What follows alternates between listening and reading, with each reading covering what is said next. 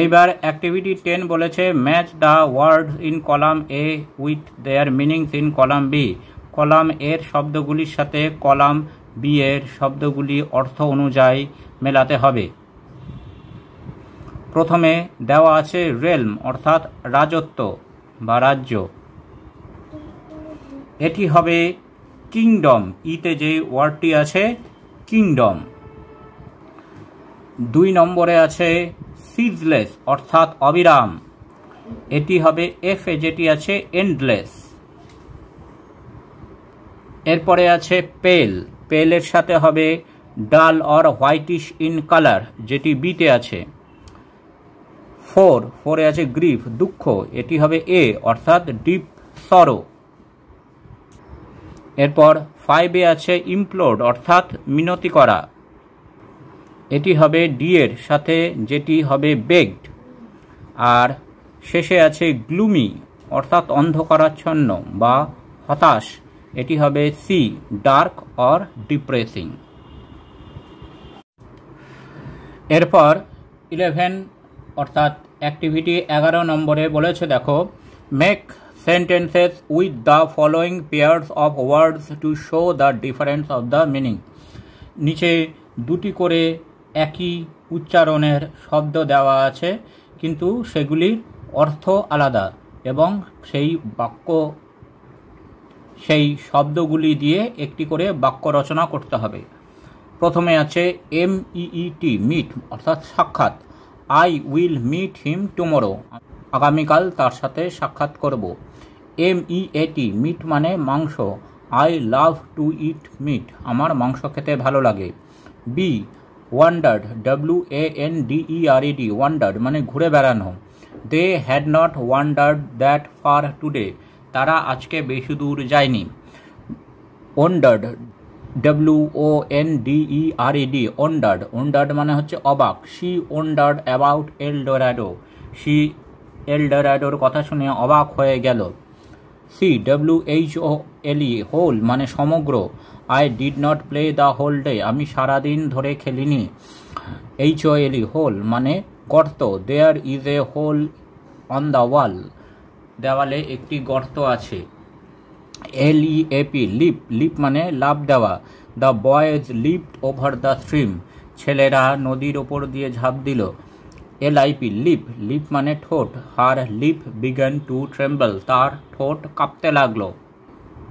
তারপরে CEASE সিজ মানে থেমে যাওয়া, the factory will cease operation this autumn, ফ্যাক্টরির কাজ এই অটামে শেষ হয়ে যাবে। SEIZE সেজ, সেজ মানে শক্ত করে আঁকড়ে ধরা বা ছিনিয়ে নেওয়া। He tried to seize the gun from him, সে তার কাছ থেকে বন্দুকটা ছিনিয়ে নিতে চাইল। F থ্রোন THRONE থ্রোন মানে সিংহাসন, the princess is next in the line to inherit the throne of the kingdom, রাজকুমারী এরপরে রাজ্যের সিংহাসনে বসবেন। THROWN থ্রোন মানে ছুঁড়ে ফেলা, he would thrown down the gauntlet, সে গন্টলেটটি ছুঁড়ে ফেলেছিল। জি প্রে PREY প্রে মানে শিকার, the lion stalks its prey, সিংহটি তার শিকারের দিকে তাকিয়ে আছে। PRAY প্রে মানে প্রার্থনা করা, অলওয়েজ প্রে টু গড, ঈশ্বরের কাছে প্রার্থনা করো। তারপর শেষেরটা আছে TESTED টেস্টেড মানে পরীক্ষা করা, he tested her food for circulation, সে তার পাটা পরীক্ষা করলো। TASTED টেস্টেড মানে স্বাদ গ্রহণ করা, I have tested the food, আমি খাবারটি চেখে দেখেছি। এইবার অ্যাক্টিভিটি 13 বা 13 দেখো সেখানে কিছু মডেল দেওয়া আছে, যে মডেলের কাজ বা ফাংশনগুলো 82 এবং 83 পৃষ্ঠায় তোমাদের বইতে দেওয়া আছে।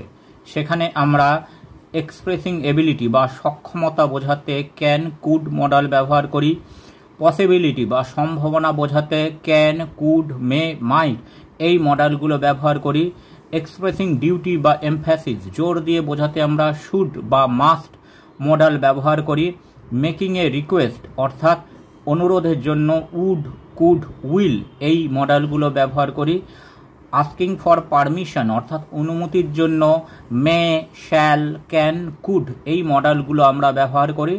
আর গিভিং সাজেশন অর্থাৎ প্রস্তাব দেওয়ার জন্য আমরা শুড, ক্যান, কুড এই মডেলগুলো ব্যবহার করি।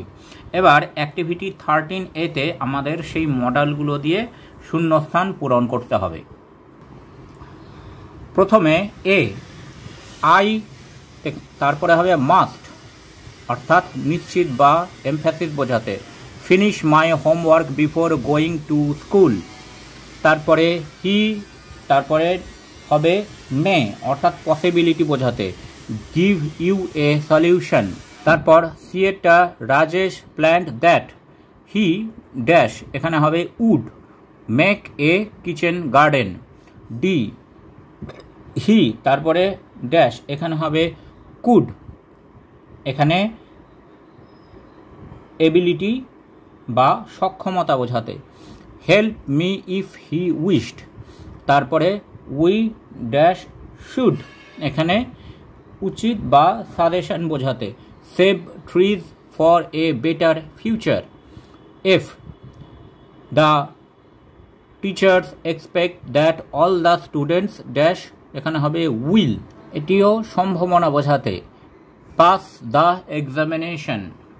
এইবার তারপরে হবে G, students should treat their teachers with respect, এখানেও সাজেশন বা উচিত অর্থে। তারপরে H, it may rain today, এটাও মে হবে পসিবিলিটি বোঝাতে। এবার 13B-তে যে অ্যান্সারগুলি হবে সেগুলি আমরা একবার দেখে নিই। A, I can not help you, I am sorry, এখানে হবে can not. B, your bed is ready, would not you lie down now, এখানে হবে would not. One must not go for swimming when sea is rough, এখানে হবে must not. The student got poor marks because he could not solve a few sums, এখানে হবে could not. They could not be able to supply the materials on time, এখানে হবে could not. এইবার activity 14A-তে দেখো বলেছে now match the clues with the pictures, পাশে যে ছবিটি দেওয়া আছে সেই ছবিটির সাথে ম্যাচ করে এই বাক্যগুলি পরপর সাজাতে হবে। প্রথমে 1 নম্বরে আসবে যেটি সি অর্থাৎ তৃতীয় নম্বরে যে বাক্যটি রয়েছে, এ কার্ড ম্যান ড্রাইভিং এ কার্ড, এটি হবে 1 নম্বরে। তারপরে 2 নম্বরে আসবে যেটি 5 নম্বরে বাক্যটি আছে, অর্থাৎ the wheels sank in the mud, the wheels sank in mud, চাকাগুলো কাদার মধ্যে ঢুকে গেল। তারপর 3 নম্বরে হবে যেটি 4 নম্বরে আছে অর্থাৎ ডিতে আছে, he started praying to God, সে ঈশ্বরের কাছে প্রার্থনা করতে শুরু করল। তারপরে 4 নম্বরে হবে প্রথম বাক্যটি, God appeared in the disguise of a wise man and asked the cartman to put his shoulders to the wheel, এটি হবে 4 নম্বর। 5 নম্বরে হবে শেষ বাক্যটি, cartman pull the wheel with great effort, অনেক কষ্ট করে সে চাকাটা বের করল। আর 6 নম্বরে অর্থাৎ শেষ বাক্যটি হবে যেটি 2 নম্বরে আছে, দ্য কার্ট মুভড, গরুর গাড়িটি চলতে শুরু করল। এইবার অ্যাক্টিভিটি 14B-তে বলেছে write a story based on the above clues in 70 ওয়ার্ডস। উপরের যে বাক্যগুলি আমরা দেখলাম বা পাশের ছবিটা যেটা আমরা দেখছি সেটার ওপর বেসড করে আমাদেরকে একটি গল্প লিখতে হবে। গল্পের নাম আমরা দিতে পারি God helps him who help himself, যারা নিজেই নিজেকে সাহায্য করে ঈশ্বর তাদেরকেই সাহায্য করেন। Once a cartman was driving a cart on road, একদা এক গরুর গাড়ি চালক তার গরুর গাড়ি নিয়ে রাস্তা দিয়ে যাচ্ছিল। He had to cover a huge distance, তাকে অনেক দূর যাত্রা করার কথা ছিল। Suddenly his car jerked heavily and stop, হঠাৎ করে তার গাড়িটি কেঁপে উঠল এবং থেমে গেল। The cartman saw that the wheels had sunk in mud, গরু গাড়ি চালক দেখল যে তার গাড়ির চাকা কাদায় পড়ে গেছে। হি ওয়াজ ভেরি আপসেট, সে খুব হতাশ হয়ে পড়ল। হি প্রেড টু গড, সে ঈশ্বরের কাছে প্রার্থনা করল। God appeared in the disguise of a wise man, একজন জ্ঞানী ব্যক্তির ছদ্মবেশে ঈশ্বর তার সামনে আবির্ভূত হলেন। And asked the cartman to put his shoulders to the wheel, এবং সেই গরুর গাড়ির চালককে বললে যে ঘাড়ের সাহায্যে সে গাড়ির চাকাটা তোলার চেষ্টা করুক।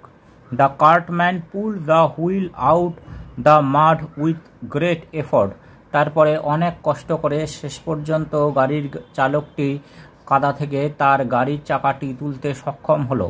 দ্য কার্ট মুভ, গাড়িটি চলতে শুরু করলো। The man thanked the wise man, ওই মানুষটি ওই জ্ঞানী মানুষকে ধন্যবাদ জানালো।